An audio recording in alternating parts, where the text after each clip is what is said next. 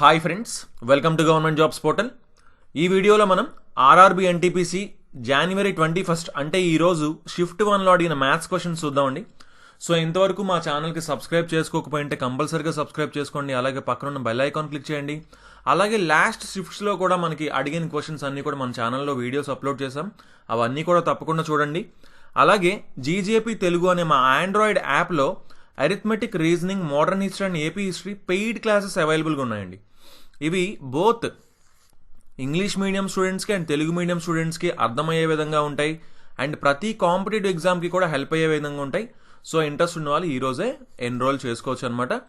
So okay, first question మనం చూద్దాం. చూడండి, square root 1.21 into 9 by square root 1.1 into 0.11 అని అంటున్నారండి. సో చూసుకోండి, డెసిమల్ పాయింట్ ఉంది కదా అని కన్ఫ్యూజ్ అవ్వాల్సిన అవసరం లేదు. సో క్లియర్గా చూడండి. ఓకే, ఇది 0.9 అండి, సారీ ఇది 0.9 అనమాట. ఓకే, సో ఇప్పుడు చూడండి, డెసిమల్ పాయింట్ తర్వాత ఇక్కడ ఎన్ని డిజిట్స్ ఉన్నాయి? 2 డిజిట్స్ ఉన్నాయి. ఇక్కడ ఎన్ని డిజిట్స్ ఉన్నాయి? ఇక్కడ 1 డిజిట్ ఉంది. ఇక్కడ 1, ఇవి 2, అంటే మొత్తం ఎన్ని ఉన్నాయి? డెసిమల్ పాయింట్ తర్వాత పైన 3 ఉన్నాయి. ఇక్కడ మల్టిప్లికేషన్ ఉందండి, చూసుకోండి మల్టిప్లికేషన్ ఉంది కాబట్టి. అంటే ఎందుకు చెప్తున్నాను అంటే చూడండి, 2.6 ఇంటూ 3.4 చేస్తున్నాం అనుకోండి. డెసిమల్ పాయింట్ తర్వాత ఇక్కడ ఎన్ని డిజిట్స్ ఉన్నాయి? 2 డిజిట్స్ ఉన్నాయి. సో డెసిమల్ పాయింట్ తర్వాత ఇక్కడ 2 డిజిట్స్ అయితే వస్తాయి. మేబీ అందులో కొన్నిసార్లు 0 రావచ్చు, కానీ 2 డిజిట్స్ అయితే కంపల్సరీగా వస్తాయి. ఓకే, సో మనకి ఇక్కడ డెసిమల్ పాయింట్ తర్వాత ఇక్కడ 2 డిజిట్స్, ఇక్కడ 1 డిజిట్ ఉంది, అంటే మొత్తం 3 డిజిట్స్ ఉన్నాయి. సో ఇక్కడ 1 డిజిట్, ఇక్కడ 2 డిజిట్స్, సో సేమ్ ఉన్నాయి. సేమ్ ఉన్నప్పుడు ఏం చేయొచ్చు అంటే సింపుల్గా మనం ఆ డెసిమల్ పాయింట్ని రిమూవ్ చేసేయచ్చు. డెసిమల్ పాయింట్స్ అన్నిటినీ కంప్లీట్గా మనం రిమూవ్ చేసేస్తున్నాము. సో అండర్ రూట్ కూడా రెండింటికి స్క్వేర్ రూట్ ఉంది కాబట్టి కంప్లీట్గా ఒకటే స్క్వేర్ రూట్ వేసాం. 11 ఇంటూ 11 121 కదా, 129 క్యాన్సిల్, 121 క్యాన్సిల్ అయిపోయింది. 9 మాత్రమే మిగిలింది. స్క్వేర్ రూట్ 9 ఎంత? 3. సో క్లియర్గా చూడండి, యాక్చువల్ అంటే డెసిమల్ పాయింట్స్తో మీరు ఒకవేళ ఏమైనా కన్ఫ్యూజన్ ఉంటే చూసుకోండి, 0.9 ఇది. ఓకే, డెసిమల్ పాయింట్తో ఏమైనా కన్ఫ్యూజన్ ఉంటే మాత్రమే మనం అలా సాల్వ్ చేసుకోవాలి. లేదు అంటే క్లియర్గా చూస్తే అర్థమైపోతుందండి. ఏంటి, సేమ్ 3 ఉన్నాయి కదా, డైరెక్ట్ క్యాన్సిల్ అయిపోతుంది. 11 ఇంటూ 11 121, సో ఆ 121 క్యాన్సిల్ అయిపోతే 9 ఒకటే మిగిలింది. స్క్వేర్ రూట్ 9 3 అని మనం చెప్పొచ్చు అనమాట. ఓకే, బట్ డెసిమల్ పాయింట్ తర్వాత ఇక్కడ 2, ఇక్కడ 1, 3 ఉన్నాయి. ఇక్కడ కూడా 3 ఉన్నాయి. సో ఇంకా డెసిమల్ పాయింట్స్ని మొత్తం మర్చిపోవచ్చు. ఓకే, సో నెక్స్ట్ క్వశ్చన్ మనం చూద్దాం. 8 + 27 + 64 plus so on up to 1000 plus 2 + 4 + 6 so on up to 20 అంటున్నారు. క్లియర్గా మనకి నెంబర్స్ చూడగానే ఒకటి అర్థం కావాలి, ఏంటి, క్యూబ్స్ అని అర్థం అవ్వాలి. అంటే ఇదెంత? 2 క్యూబ్, ఇదెంత? 3 cube, 4 cube, so on up to ఎంతవరకు? 10 క్యూబ్. ఓకే, సో ఇక్కడ ఏంటి, సమ్ ఆఫ్ క్యూబ్స్ అండి. సమ్ ఆఫ్ క్యూబ్స్కి ఫస్ట్ మనం మాట్లాడుకుంటే some of n natural numbers అంటే 1 + 2 + 3 సో ఆన్ అప్ టు 10 వరకు కలపాలనుకుందాం. n అనుకోండి, n అయితే ఏంటి ఫార్ములా? n ఇంటూ n + 1/2, అది ఫార్ములా. అలాగే స్క్వేర్స్ అనుకోండి, so on up to 10 n square అనుకోండి. n స్క్వేర్ అంటే ఏంటి formula? n into n + 1 into 2n + 1/6. అదే క్యూబ్స్ అనుకోండి, n ఇంటూ n + 1/2 ఉందా, దీనికి హోల్ స్క్వేర్ అండి. n ఇంటూ n + 1/2, దీనికి హోల్ స్క్వేర్, దీనికి హోల్ స్క్వేర్ అనమాట. సింపుల్. మనకి ఇక్కడ క్యూబ్స్ ఉన్నాయి, ఎంతవరకు? 10 క్యూబ్ వరకు ఉంది, కానీ 1 క్యూబ్ ఒకటి లేదంటే 1ని మాత్రం లాస్ట్లో తీసేద్దాం. సింపుల్. ఏంటి, దీని ఫార్ములా వేసుకోండి. అంటే n into n + 1/2 whole square. n ఎంత? 10, అంటే 10 ఇంటూ 10 + 1 అంటే 11/2 whole square. So 2 1s 2 5s 5 into 11 55. 55 square అండి. 55 స్క్వేర్ ఎంత? మనకు ఆల్రెడీ షార్ట్ కట్లో చూసుకున్నాం. ఏంటి, ఎండింగ్లో 5 ఉంటే, ఎండింగ్లో 5 ఉంటే మనం ఏం చేయాలి? ఆ పక్క నెంబర్తో మల్టిప్లై చేయాలి. అంటే 5 తర్వాత ఇక్కడ చూసుకొని ముందునే ఉంది 5 ఉంది కాబట్టి 5 తర్వాత నెంబర్ 6 కాబట్టి 5 ఇంటూ 6 30, లాస్ట్లో 25 వేసుకుంటాం. 3025 అవుతుంది. 55 స్క్వేర్ ఎంత? 3025. ఇక్కడ ఏం చేయాలి? 1 లేదు కదా, 1 క్యూబ్ లేదు కదా, అది మైనస్ చేసేయాలి. సో ఇది ఎంత వచ్చింది ఫైనల్గా ఆన్సర్? 3024 వచ్చింది. ప్లస్ ఇప్పుడు ఇక్కడ చూడండి, ఇక్కడ ఏం చేయొచ్చు మనం? మనకేం తెలుసు? 1 + 2 + సో ఆన్ అప్ టు 10 వరకు, n వరకు తెలుసు మనకి. సో ఆ 2ని కామన్ తీసేద్దాం. ఇక్కడ 2ని కామన్ తీస్తే ఏమవుతుంది? 1 + 2 + 3 + సో ఆన్ అప్ టు 10 వరకు వస్తుంది. 1 నుంచి 10 వరకు కలిపితే ఎంత?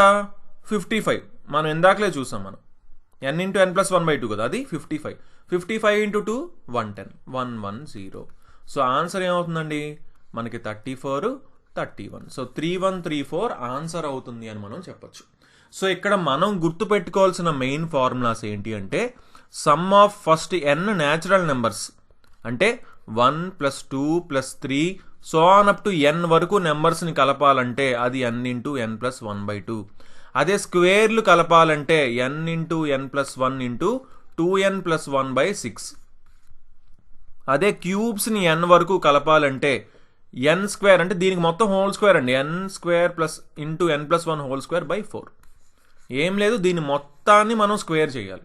సో అది n స్క్వేర్ అయింది, n ప్లస్ 1 హోల్ స్క్వేర్ అయింది, 2 స్క్వేర్ 4 అయింది. సింపుల్ అనమాట. ఓకే, సో మెయిన్ ఈ చాలా చాలా important formulas. Okay, so next question మనం చూద్దాం. A, B and C can complete a work in 15 days, 20 days and 25 days respectively. A, B, C వరుసగా 15 రోజులు, 20 రోజులు మరియు 25 రోజుల్లో ఒక పనిని పూర్తి చేయగలరంట. Okay, if all the 3 work together how many days will it take? ఒకవేళ ముగ్గురు కలిసి పని చేస్తే ఎన్ని రోజుల్లో పని పూర్తవుతుంది అంటున్నారు. చాలా చాలా సింపుల్ క్వశ్చన్ కదండి. ఏ వచ్చేసి మనకి 15 రోజుల్లో పనిని పూర్తి చేయగలడంట. బి వచ్చేసి అదే పనిని 20 రోజుల్లో పూర్తి చేయగలడంట. అలాగే సి వచ్చేసి అదే పనిని 25 రోజుల్లో పూర్తి చేయగలడంట. సింపుల్ ఏంటండి, ఎల్సిఎం తీసుకుంటాం, దాన్నే మనం టోటల్ వర్క్ అనుకుంటాం. టోటల్ వర్క్ని ఎంతైనా అనుకోవచ్చు. సో 15కి 20కి 25కి ఎల్సిఎం తీసుకుంటే 5 కామన్ తీయండి, 4 5 5 4 20 360 ఇంటూ 5 300 అండి. సో 300 ఎల్సిఎం వచ్చింది. సో 300 యూనిట్స్ అని మనం టోటల్ వర్క్ని 300 యూనిట్స్ 300 యూనిట్లు అని అనుకుంటాం. సో ఏ 15 రోజుల్లో 300 యూనిట్లు మొత్తం పనిని చేస్తున్నాడు కాబట్టి ఒక రోజుకి 20 యూనిట్లు చేస్తాడు. బి ఒక రోజుకి 15 యూనిట్లు చేస్తాడు. ఎందుకు? 20 డేస్లో 300 యూనిట్స్ మొత్తం వర్క్ చేస్తున్నాడు అంటే 1 డేకి 15 యూనిట్లు చేస్తాడు. అలాగే సి రోజుకి ఎన్ని యూనిట్లు చేస్తాడండి? మనకి 12 యూనిట్లు చేస్తాడు. ఎందుకు? 300/25 12 అండి. 100లో 4 25s ఉంటాయి. సో 300లో 12 ఉంటాయి. సింపుల్. 25 రోజుల్లో 300 యూనిట్లు చేస్తున్నాడు అంటే రోజుకి 12 యూనిట్లు చేస్తున్నాడు. సో ఇప్పుడు క్వశ్చన్ ఏంటి? Simple question. అందరూ కలిసి ఎన్ని రోజుల్లో పూర్తి చేస్తారు అంటే ఒక రోజుకి అందరూ కలిసి ఎంత పని చేస్తున్నారు చూద్దాం. 5 6 7 2 + 3 2 + 2 4 47 యూనిట్స్ చేస్తున్నారండి. 1 డేకి 47 యూనిట్స్ చేస్తున్నారు. సో 300 యూనిట్లు చేయడానికి 300/47 డేస్ పడుతుంది. సింపుల్ అండి. 300/47 డేస్ పడుతుంది అని మనం చెప్పచ్చు. దీన్నే మనకి మిక్స్డ్ ఫ్రాక్షన్లో కూడా మారుస్తూ ఉంటారు. ఒకవేళ మిక్స్డ్ ఫ్రాక్షన్లోకి మార్చాలనుకుంటే మిక్స్డ్ ఫ్రాక్షన్లోని ఆప్షన్స్ ఉంటే మిక్స్డ్ ఫ్రాక్షన్లోకి మారుస్తాం అనమాట. ఓకే, సో ఇలా మనం ఈజీగా సాల్వ్ చేసుకోవచ్చు ఈ క్వశ్చన్స్ అన్నీ కూడా. మనకి టైమ్ అండ్ వర్క్ మీద చాలా సింపుల్ క్వశ్చన్స్ అడుగుతున్నారు మోస్ట్లీ. మనకి ముందు షిఫ్ట్స్లో కూడా ఒకసారి చూడండి, ఆ క్వశ్చన్స్ వస్తే కూడా మీకు ఇంకా మంచి ఐడియా అనేది వస్తుంది అనమాట. ఓకేనండి. సో ఓకే, ఇప్పుడు మనం నెక్స్ట్ క్వశ్చన్ మనం చూద్దాం. tan 2 degree into tan 88. Okay, అలాగే tan 3 into tan 87 ఇంటూ అలా మనకి మల్టిప్లై చేసుకుంటూ tan 44 into tan 46 into tan 45 దీని మొత్తం వాల్యూ ఎంత అని మనల్ని అడుగుతున్నారండి. ఇక్కడ మీకు క్లియర్గా చూడండి ఒక విషయం ఏంటంటే tan 2 into tan 88 అంటే వరుసగా ఇచ్చారనుకోండి. tan 2 into tan 3 into tan 4 into so on up to tan 88 వరకు మల్టిప్లై చేసేమన్నా సరే సేమే, లేదు ఇలా సెపరేట్గా ఇచ్చినా సరే సేమే.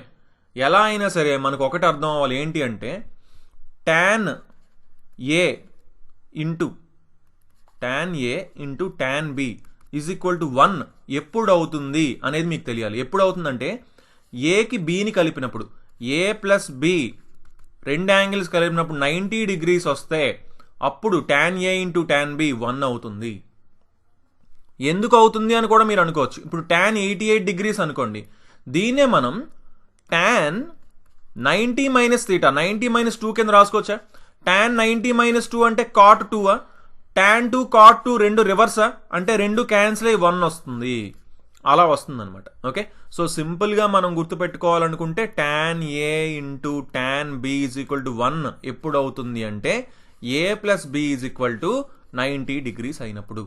సో ఇక్కడ 2 + 88 90 degrees అయింది కాబట్టి ఇది 1 అయిపోయింది. 1 ఇంటూ ఇది కూడా ఏమైంది 3 + 87 1 అయిపోయింది ఇంటూ సో ఇవన్నీ 1లే అండి. 1 1 1 44 ప్లస్ 46 ఇది కూడా 1, tan 45 ఇది కూడా 1.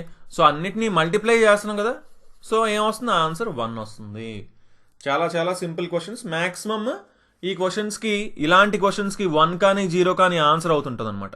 ఓకే, అవి కొంచెం జాగ్రత్తగా మనం చూసుకోవాలి. మధ్యలో ఎక్కడైనా 0 అయ్యేది ఏమైనా టర్మ్ ఉందా అంటే అప్పుడు 0 అయిపోతుంది. అవి కొంచెం జాగ్రత్తగా మనం ఎప్పుడు కూడా చూసుకోవాలన్నమాట. ఓకే, సో ఇక్కడ ఈ కేసులో మనకి మొత్తం 1 అవుతుంది. ఓకే, సో ఆన్సర్ ఏంటి ఇక్కడ 1 అండి. సో నెక్స్ట్ క్వశ్చన్ మనం చూద్దాం.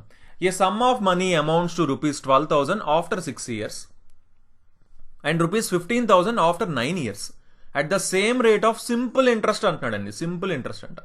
The rate of interest per annum is, చూడండి కొంత సొమ్ము 6 సంవత్సరాల తర్వాత ఎంత అవుతుంది, 12,000 అవుతుందంట. 9 సంవత్సరాల తర్వాత ఎంత అవుతుంది, 15,000 అవుతుందంట. సింపుల్ ఇంట్రెస్ట్ రేట్తో అన్నాడు. అలా అయితే సంవత్సరానికి వడ్డీ రేటు ఎంత అంటున్నారు. కొంత సమ్మ ఎంతో ఉందండి, అది 6 years తర్వాత వడ్డీ మొత్తం కలుపుకొని ఎంత అయింది, 12,000 అయింది. అలాగే 9 సంవత్సరాల తర్వాత ఏమైంది, వడ్డీ మొత్తం కలుపుకొని 15,000 అయింది. ఇది సింపుల్ ఇంట్రెస్ట్ అని చెప్పారు. ఎప్పుడైతే సరళ వడ్డీ అని చెప్పారో మనకేం తెలుసు, ప్రతి సంవత్సరం కూడా సేమ్ ఉంటుంది. ప్రతి సంవత్సరం కూడా ఏముంటుంది, సేమ్ ఉంటుంది వడ్డీ. సింపుల్ ఇంట్రెస్ట్ కాబట్టి సేమ్ వడ్డీ ఉంటుంది. అంటే ఇక్కడి నుంచి ఇక్కడికి ఎన్ని ఇయర్స్ పట్టింది, 3 years. 3 సంవత్సరాలకి వడ్డీ మొత్తం అమౌంట్ ఎంత పెరిగింది, 3,000 పెరిగింది. అంటే ఒక సంవత్సరానికి ఇక్కడ వడ్డీ ఎంత పడుతున్నట్టు, ₹1,000 వడ్డీ అవుతుంది. సంవత్సరానికి ₹1,000 అవుతుంది. Simple thing. అంటే ఇక్కడ స్టార్టింగ్ ఉన్న అమౌంట్ 6 years తర్వాత 12,000 అయిందంటే 6 yearsకి ముందు 6,000 ఉండేదని అర్థం, రైట్? అంటే అసలు 6,000 ఉండేదన్నమాట ఫస్ట్. తర్వాత అలా ప్రతి సంవత్సరం 1,000 పెరుగుకుంటూ 6 సంవత్సరాల తర్వాత 6,000 పెరిగి 12,000 అయింది. తర్వాత ఇంకొక 3 సంవత్సరాల తర్వాత అంటే 9 సంవత్సరాల తర్వాత ఇంకొక 3,000 పెరిగి 15,000 అయింది. సింపుల్. అంటే స్టార్టింగ్ 6,000 ఉండేది. సో ఈ 6,000కి ఎంత వడ్డీ కడుతున్నారు, ఇప్పుడు సంవత్సరానికి వడ్డీ కనుక్కోమన్నారు, వడ్డీ రేటు కనుక్కోమన్నారు. సో 6,000కి ₹1,000 పెరుగుతుంది వడ్డీ. 6,000కి ₹1,000 అంటే 6కి 1. 6 మీద 1 రూపీ అంటే ఏంటి, 1/6 అండి. 1/6ని మనం ఫ్రాక్షన్లోకి పర్సంటేజ్లోకి మనం మార్చుకుంటే 16.67% అని మనం సింపుల్గా చెప్పచ్చు, రైట్ అండి. 16.67% ఆన్సర్ అవుతుంది. సో ఇక్కడ వడ్డీ రేట్ ఎంత అంటే 16.67%. ఓకేనండి. ఈ క్వశ్చన్స్ కూడా చాలా చాలా ఇంపార్టెంట్ క్వశ్చన్స్ అండి మనకి. సో నెక్స్ట్ క్వశ్చన్ మనం చూద్దాం. If the ratio of the volumes of 2 cubes is 64:1331, what is the ratio of their total surface areas? చూడండి, 2 గణముల యొక్క, సమగణములు అంటే క్యూబ్స్ అనమాట, యొక్క ఘన పరిమాణాలు నిష్పత్తి ఇచ్చారండి. ఘన పరిమాణాల నిష్పత్తి ఇచ్చారు.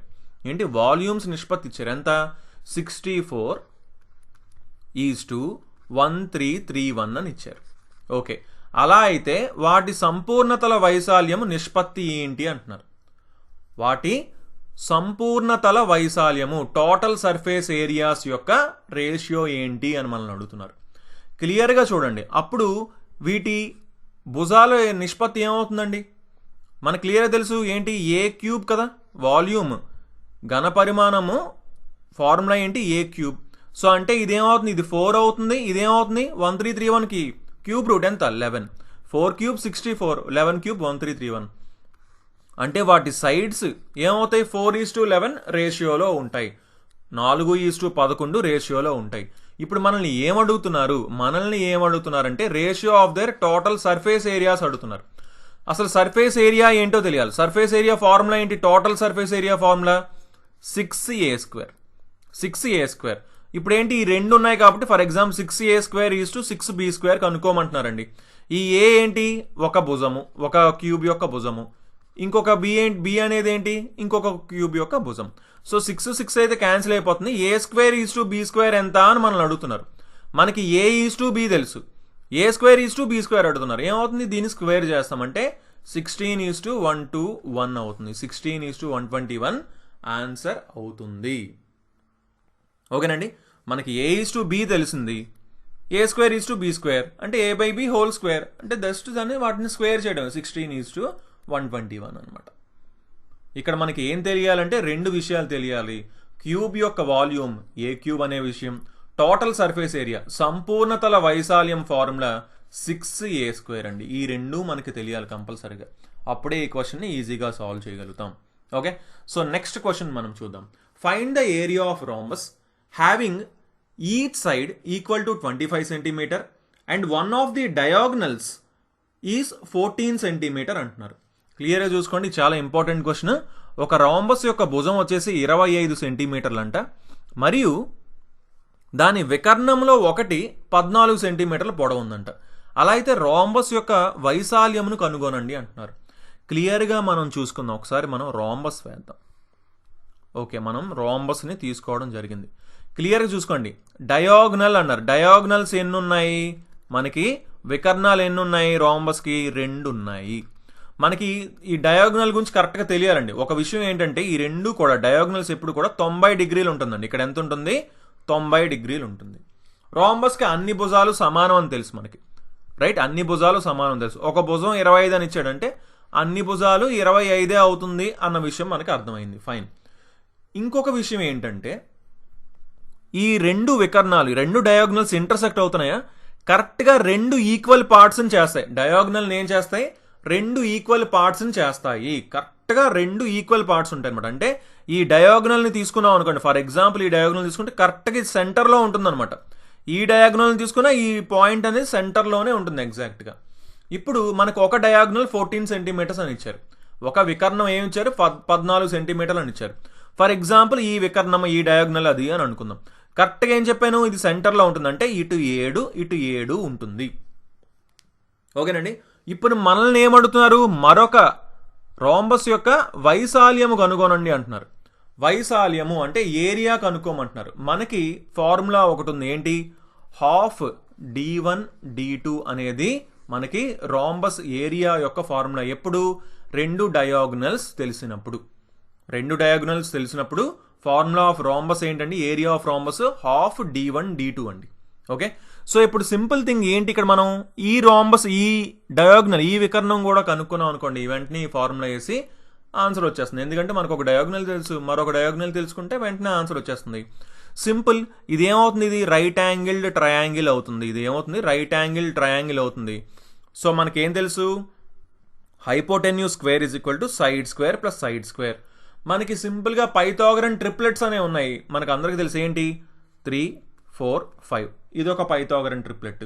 అలాగే 6, 8, 10, అలాగే 5, 12, 13, అలాగే 7, 24, 25. ఓకే, ఇవన్నీ కూడా మనకు పైథాగరన్ ట్రిప్లెట్స్ అండి. ఇవి ఖచ్చితంగా అంటే మినిమం ఐడియా ఉండాలి. ఏం లేదు, చూసుకోండి. ఒక రైట్ యాంగిల్ ట్రయాంగిల్ ఉందనుకోండి, ఇది 5 అయితే ఇది 3, ఇది 4, ఏదైనా అవ్వచ్చు అనమాట. ఓకే, సో ఇలా ఉంటుంది. అంటే 5 square is equal to 3 square plus 4 square. అదే కదండి మనకి పైథాగరస్ థీరం. ఇక్కడ 25, ఇది 7 ఉందంటే మనం ఏమి సాల్వ్ చేయకుండా కూడా డైరెక్ట్గా చెప్పేయచ్చు, ఏంటి ఇది 24 అని. ఎప్పుడు మనం పైథాగరన్ ట్రిప్లెట్స్ గుర్తుపెట్టుకుంటే. లేదు అంటే ఏముంది? 25 స్క్వేర్ 625 మైనస్ 7 స్క్వేర్ 49. సబ్ట్రాక్ట్ చేసుకుంటే మనకి 24 స్క్వేరే వస్తుంది. ఓకేనండి, 24 స్క్వేర్ వస్తుంది మనకి 596. Okay, 24 square, sorry 576. 24 square is 576. So 576 వచ్చిందంటే దీని square root కనుక్కుంటాం 24.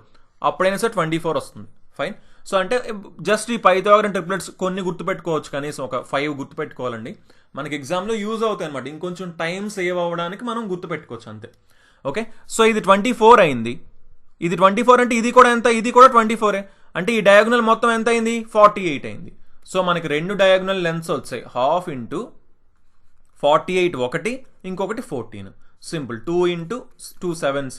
So 7 into 48, 7 8s 56, 7 4s 28, 33. అంటే 336 ఏరియా అయింది. ఏరియా ఎంత అయిందండి? 336 అయిందనమాట. ఓకే, సెంటీమీటర్స్లో ఉంది కాబట్టి మనకి సెంటీమీటర్ స్క్వేర్ అవుతుంది. స్క్వేర్ సెంటీమీటర్స్ 336 స్క్వేర్ సెంటీమీటర్స్ అని మనం చెప్పచ్చు. Okay, so okay guys, thanks for watching. So మనం ఈ షిఫ్ట్లో వచ్చిన క్వశ్చన్స్ అయితే కొన్ని చూడడం జరిగింది. సో నెక్స్ట్ షిఫ్ట్లో వచ్చిన క్వశ్చన్స్ కూడా తప్పకుండా చూద్దామండి. సో అంతవరకు మా ఛానల్ సబ్స్క్రైబ్ చేసుకొని ఈ వీడియోస్ అన్నిటిని కూడా తప్పకుండా మీ ఫ్రెండ్స్ అందరికీ షేర్ చేయండి. So thanks for watching and have a nice day. Bye.